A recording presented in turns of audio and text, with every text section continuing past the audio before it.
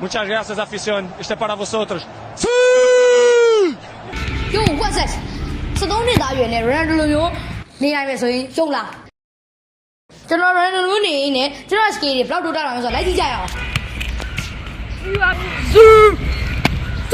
ဒီကောင်ကြီးကအပေတူးလေးပါဗျာလမ်းမှာတွေးလို့ရှင်တော့အေးသေးကြတယ်လေးခေါ်ရိုက်လို့ရအဲ့လိုမျိုးကမျိုးအလုံးတွေကပေးကြရင်တော့တစ်လုံးမှကိုပါမဟုတ်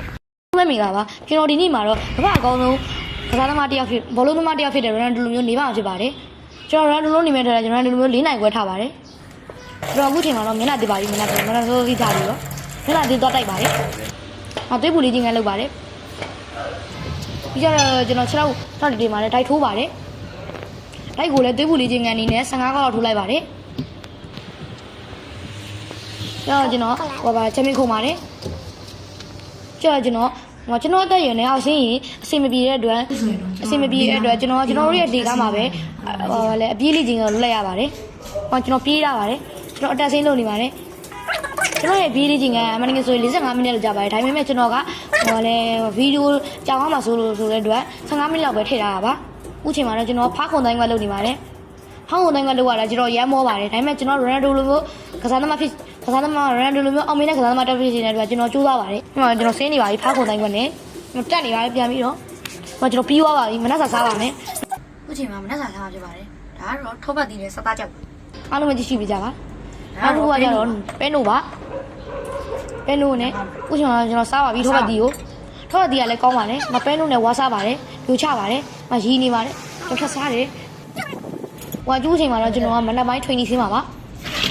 အားလုံးပဲမင်္ဂလာပါအခုတော့ကျွန်တော်က Ronaldo လိုမျိုးပြေးပါဖြစ်ပါအားနေမှလည်းပြေးတာပါလေကျွန်တော်ဟိုဘက်တိုင်နဲ့ဒီဘက်တိုင်ကိုကျွန်တော်ပြေးနေပြီဒီဘက်ကိုပြန်ပြေးပါတယ်ဥပမာကျွန်တော်အချိန်နဲ့နှီးသွားပါတယ်ရမ်းမောလုံးလို့ပါကျွန်တော်ပြေးတာဒီမှာကျွန်တော်ပြန်ပြေးလာပြီဘုံပြေးတိုင်းမှာကျွန်တော်တပ်ပင်ဆွဲတယ် Ronaldo လိုမျိုးတပ်ပင်ဆွဲတယ်ဟိုဘက်ကိုဆွဲတယ်ဘက်ကိုပြန်ဆွဲတယ်တပ်ပင်ဆွဲတယ်ဒီမှာကျွန်တော်တော့ပါတယ်ပြင်းပြင်းနေနဲ့ကျွန်တော်တော့ရတာမနေ့ချက်ရလဲဆိုတော့ကောမန့်မှာဝင်းပြီးခတ်မှန်းပေးကြပါဦးအပြင်မှာနဲ့သူတို့ကျွန်တော်အားပါပေးပါမှာစတာပါဆက်အခုဒီမှာကျွန်တော်ထပ်တော့နေတယ်တော့နေတယ်တော့ရှောက်ပဲကျွန်တော်တော့ချက်များရပါတယ်ဒါပေမဲ့ကျွန်တော်အဲ့တော့တဲ့ဗီဒီယိုကြောင့်နောက်တစ်ခုထပ်လုပ်မှာအခုကျွန်တော်ကန်ရတယ်လောက်ပတ်စ်တေးနောက်ထပ်ကန်တယ်ဟိုသေးခွေးဆိုတော့နည်းနည်းတော့အခက်ရှိပါတယ်ဒါပေမဲ့လည်းကျွန်တော်ရဲ့ခဏကလည်းနည်းနည်းပြီ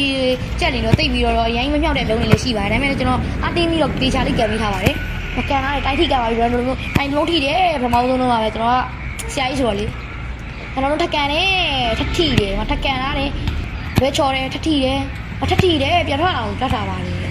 ေနှလုံးကန်တယ်နည်းနည်းလေးပဲလိုတော့ပါတယ်ဗျာနည်းနည်းလေးသမီးဆရာကြီးကအဲ့လုံးညမ်းမိုက်ပါနောက်ဆုံးကန်ရတယ်ဂိုးပြီးကျွန်တော် Ronaldo မျိုးအပါတီအောင်မခံလိုက်တယ်ကျွန်တော်စကေးတွေပြပြီးတော်ရတယ်ကျွန်တော်ဂိုးပေါ်တင်ပြီးကျွန်တော်ဂိုးပေါ်တင်ပြီးတော့ဖြည်းဖြည်းလေးအသာရလေးနဲ့ပဲအင်ကြီးချွတ်နေပါလေဖြည်းဖြည်းချင်းဒီဂိုးပေါ်တင်နေဆိုတော့ပညာသားပါရတော့ကျွန်တော်ဖြည်းဖြည်းချင်းလုပ်နေရတာပါချွတ်နေပါပြီဒီကောင်ကြီးကအပေတူးလေးပါဗျာလမ်းမှာတွေးလို့ရှင်တော့အေးသေးကြတယ်လေးခေါ်ရိုက်လို့ရအဲ့လိုမျိုးကမျိုးအလုံးတွေကပေးကြရင်တော့တစ်လုံးမှကိုပါမဟုတ်အားချောင်းတာကျွန်တော်လေးချိန်ခန်းလုပ်ပြီးဆိုတဲ့အတွက်အခုတော့ကျွန်တော်အိမ်ပြန်ပြီးတော့တေးတုံးအိမ်မှာပါအိမ်ရကိုတန်ရှင်းရေးလုပ်နေပါတယ်အိမ်ဖို့အတွက်အိမ်ရကိုတေးချာတန်ရှင်းရေးလုပ်ပြီးတော့ကျွန်တော်တေးချာနှစ်ချက်အိတ်ဆက်ပါတယ်ကျွန်တော်ဟိုဘက်လှည့်နေပါတယ်ကျွန်တော်အောက်ပိုင်းနေတန်မာလာအောင်စကော့ထိုင်တာဖြစ်ပါတယ်အားလုံးမကြည့်ပြတာအခုကျွန်တော်ရဲ့ခန္ဓာကိုယ်ပုံမကျက်ခိုင်သမားစီဖို့တန်းကျွန်တော်အောက်ပိုင်းထိုင်ပါလေကျွန်တော်ရေဖို့မှားနေပါလေအခုကျွန်တော်အချိန်20လောက်ပါကျွန်တော်ဓာတ်ကိုအခါ20ထိုးပါတယ်ဓာတ်ထိုးရခြင်းထိုးခြင်းဆိုတော့ကျွန်တော်ရဲ့ body တွေပုံပုံပြီးတော့ပုံမခံပါပြီးတောက်လာတာအခုကျွန်တော်ကတော့ဘယ်ဒီရိုက်နေရလဲဘယ်ဒီကိုကျွန်တော်တေးချရိုက်နေရပါဘယ်ဒီရဲ့ဒီလိုဆိုတော့ကျွန်တော်ရဲ့ဘိုက်ရက်သားတွေလည်းထွက်လာမှာပါကျွန်တော်ဘယ်ရက်လူပြီးသွားပါပြီပလတ်ထောက်ပါမယ်ကျွန်တော်ပလတ်ကိုလည်းတေချာလေးအကြာကြီးထောက်ပါတယ်ဒီမှာကျွန်တော်ရည်နေပါတယ်ပလတ်ထောက်ရင်လည်းကျွန်တော်တို့ဘောလုံးကန်တဲ့ခါဘော်ဒီခုရင်ကျွန်တော်ကဘော်ဒီကိုပိုခုနိုင်ပါလားဒီမှာကျွန်တော်နားနေတဲ့တစ်ဖက်မှာဖြေးဆိုပါတယ်အဲ့ခိုင်လုံးကိုဆိုပါတယ် ကျွန်တော်ကျင်းဆိုတဲ့ပြိတ္တတယောက်ရတယ်ဗျာဒီမှာကြည့်ရှိပါဒါကျွန်တော်ရဲ့ပြိတ္တအကြီးစားတယောက်ပါဒီပြိတ္တကတော့ရဲနားထောင်နေတာပါကျွန်တော် recovery ပြန်ဖြစ်အောင်ရေခဲစင်မှာဖြစ်ပါတယ်recovery ဘာဖြစ်ဖို့အတွက်ကျွန်တော်ကတော့ရေခဲစိမ်ပါပါကျွန်တော်ရေခဲတွေကိုဘုံနဲ့ကိုထည့်မှာဖြစ်တဲ့အတွက်ရေခဲလိုက်ပြပ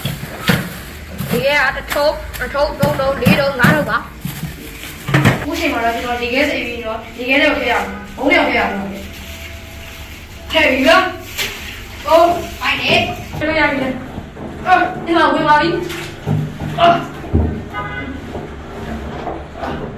ဒီကိစ္စရတာကျွန်တော်ရဲ့ပထမဆုံး first time ဆိုတော့အရန်လဲကောင်းမှုပြီးတော့အရန်လဲကျွန်တော်ကြိုက်ပါတယ်ဒီမှာကျွန်တော်ရေခဲစိမ်ပြီးတော့ပျော်နေပါတယ်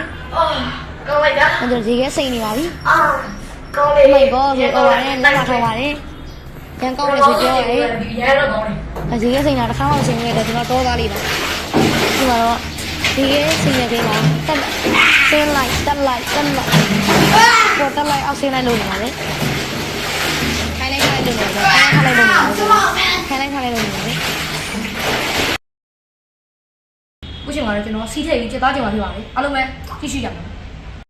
ခုချိန်မှာကျွန်တော်စက်သားနဲ့ကြက်ဦးနဲ့ဟင်းနွနဲ့ရက်နဲ့ကိုကြက်ပတ်သွားမှာဖြစ်ပါတယ်နေ့လည်စာအတွက်တော့ကျွန်တော်ကြော်နေပါပြီစီးထည့်လိုက်ပါတယ်ဒေဟိုးတွေကိုဟောစက်သားထည့်ပါတယ်ဟောကြက်ဦးကြော်ကိုထည့်ပါတယ်ထပ်ပြီးတော့စက်သားတော့နည်းနည်းလေးကြက်နေပါပြီစီပေါက်ပါတယ်ဒီမှာခွက်ထဲကိုအုံးရည်ထည့်ပါတယ်ဒီမှာပကံလေးကိုထည့်နေပါပြီလို့ပါပါတယ်နေ့လည်စာဆက်သွားဖြစ်ပါတယ်အားလုံးပဲကြည့်ပါဦးဒါကတော့စက်သားနဲ့ကြက်ဦးနဲ့ဟင်းနွနဲ့ရက်ဖြစ်ပါတယ်ဒါကတော့အုံးရည်ဖြစ်ပါတယ်အားလုံးပဲလိုက်စားကြပါဦးဥပမာကျွန်တော်ချက်သားကိုအပတရစားနေပါပြီကျွန်တော်မကြိုက်လားဆိုရင်ကျွန်တော်ရုပ်ကိုပဲကြည့်ပါခေါင်းတောင်ပြန်မပေါ်လာတော့ပါဘူးစားနေရကျွန်တော်အခုချိန်မှာနေ့နဲ့နေကရေမိုးချိုးပြီးတော့အိုရှင်သွားပါဘူးဒီအိုရှင်မှာဘာဝမ်းကဝမ်းရရဲဆိုလို့ထောပတ်တီတော့ဖြစ်ပါအိုရှင်မှာတော့ကျွန်တော်ကျွန်တော်တခါဖြစ်စီမှာစားဆိုင်တော့ပဲကျွန်တော်စတော်ဘယ်ရီဒီဘူးကိုကိုင်းကြည့်ပါလေဈေးကြီးလို့ဆိုပြီးပြန်ချလာလိုက်ပါတယ်နောက်ထပ်ပန်းသီးထပ်သွားကြည့်ပါလေဈေးထက်ကြီးတယ်ဆိုပြီးတော့ပြန်ပြီးထက်ချလိုက်ပါကျွန်တော်ထောပတ်တီရွေးနေပါလေအခုချိန်မှာမကောင်းတဲ့နှလုံးယူလိုက်ပါတယ်တလုံးကနှလုံးလက်ဆောင်ဆိုတဲ့အတွက်ကျွန်တော်တို့အတွက်ဘတ်ဂျက်လည်းဆင်းပြီးပါတယ်နှလုံးယူဘာမှမဝယ်ရဘူးအခုချိန်မှာကျွန်တော်ငါးလို့တန်းသွားဖို့ဖတ်ကြည့်ငါးလို့တန်းမှာလည်းပဲလို့တကူယူလိုက်ပါတယ်ပဲလို့ယူရောပေါ်တက်ပြီးတော့ဘောလုံးနေကြည့်ပါတယ်ဘောလုံးနေရလဲကျွန်တော်ရဲ့ဘတ်ဂျက်နဲ့ဝင်နိုင်တဲ့အတွက်ရန်စီကြီးနေပါတယ်ဘောလုံးနေမိုက်ပါတယ်ကောင်းပါတယ်တော်တော်ပကက်ထားလိုက်ပါတယ်ဝင်နိုင်တဲ့အတွက်ဘောလုံးနေရမိုက်တယ်ဒါပေမဲ့ဈေးရတယ်ခုချိန်မှာဆိုတော့ကျွန်တော် training ဆင်းဖို့တဲ့ဖနက်ဝတ်နေပါပြီခုချိန်မှာကျွန်တော်ပြေးပါပါစက္ကန့်နဲ့မှတ်ထားပါပါကျွန်တော်တကယ်ကြီးမှတ်ထားပါတယ်ကျွန်တော်ကတော့ဟိုဘက်ဒီဘက်ကိုပြေးပါဖြစ်ပါတယ်အားလုံးပဲကြည့်ရပြီဖနက်ပါတေးပါပါပြီကိုယ်ပြေးနေပြီကျွန်တော်ပြေးလိုက်ဒီပြေးတာပြန်လှည့်လာပြီအတော့ရှော့ပြေးနေပြီကျွန်တော်ပြေးနေရပြီကျွန်တော်ရောက်လာပါလဲ17စက္ကန့်ပဲရပါတယ်ထောင်ရတယ်ကျွန်တော်ကန်ထိန်ပြီးကန်လာပြီကိုးတယ်နှလုံးတစ်ထောင်နေကျွန်တော်ထိန်းထားတယ်ကွန်ထရိုးတော့ကတ်နေရပါပဲကိုးတယ်များကိုကဘာမှမလုပ်တတ်နိုင်ဘူးအောင်ဝဲခံနေပါပြီရမ်းပျော်နေပါပြီထောင်ထားတယ်ကောင်းလိုက်တယ်မကိုးခဲ့ပါဘူးဘာလုံးထက်ကောင်းလဲကိုးပါတယ်ခင်ဗျာပနဒီကန်နဲ့ကိုးသေးပါဦးကကောင်းတယ်ဘာလုံးထက်ကန်နဲ့ကိုးတယ်ခင်ဗျာမထက်ကန်ထားပြီဦးကကောင်းတယ်ပုတ်ထားတယ်ဘာလုံးထက်ကန်နဲ့ဘာလျှော်လေးကိုးတယ်ဘာလုံးထက်ကန်နဲ့ဦးကစပုတ်ထားတယ်ဦးကကျွန်တော်အားချောင်းပါတယ်ကန်ထားပဲလားလွယ်တယ်ကျွန်တော်ကပြီးလေးပြောဖက်နဲ့တွေပဲချုပ်ပြီးရေတောက်ပါတယ်ရေတောက်လို့ရမ်းကောင်းပါတယ်ပြီးတော့ကျွန်တော်တို့ YouTube အောင်မြင်မှုတဲ့ဖះမှာသက်ဆုတောင်းပါတယ်ဖះရှိရောက်ကျွန်တော်ကြီးလိုက်ကျွန်တော်အောင်မြင်တဲ့ဘုံလုံးသမားလည်းဖြစ်နေတဲ့အတွက်ထပ်ပြီးဆုတောင်းပါတယ်ဆုတောင်းနေပါပြီဖះရှိကိုပါပြီကျွန်တော်တို့ရဲ့ YouTube ကိုအချိန်နဲ့တက်တယ်ဆိုရင်နိုင်ရ subscribe လေးလုပ်ပေးခဲ့ကြပါဦးအားလုံးကျေးဇူးတင်ပါတယ်ကျွန်တော်တက်က14နှစ်ဆိုတော့ဖះ14ဝက်လောင်းပါတယ်တက်က14ဆိုတော့14ဝက်လောင်းနေပါပြီဗီဒီယိုကြောင်းမှာဆိုလို့ကျွန်တော်ဖြတ်ထားပါတယ်ချို့ဗီဒီယိုဆိုပြီးကျွန်တော်ဖះအထပ်ပြီးတော့ဘလော့စကီးလေးပြလိုက်ပါတယ်။အခုချိန်မှာကျွန်တော်ဘာလဲဝယ်ပြီးတော့အိုးရှင်းမှာဝယ်တဲ့ပစ္စည်းတွေယူလာပါတယ်အိမ်ကို။သင်္ကန်းကပစ္စည်းတော့ခင်းရပါပြီ။အားလုံးပဲသွားကြ။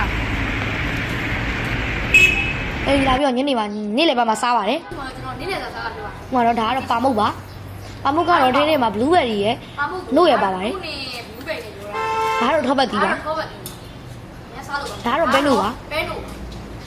ဘာလို့ကျွန်တော်ပဲနို့ကိုရင်တောက်လိုက်ပါတယ်။ကောင်းပါတယ်။မထောပတ်တီးကိုစားပါတယ်ထပ်ပြီးတော့အခုချိန်မှာကိတ်မို့စားလိုက်ပါတယ်ရမ်းကောင်းတယ်ဆိုပြီးတော့ညနာတွန့်နေပါတယ်ရမ်းကောင်းပါတယ် အခုတော့ကျွန်တော်နေ့လယ်ဆိုင်မှာထပ်အိတ်လိုက်ပါတယ်ကျန်တဲ့ချိန်တွေရောကျွန်တော်ရဲ့အားလက်ချိန်မြေတတ်မှတ်လိုက်ပါတယ်အားလုံးပဲပါပါမှာကျွန်တော်ကိုနောက်ပြီးတော့လည်းအားပေးကြပါဦးခင်ဗျာ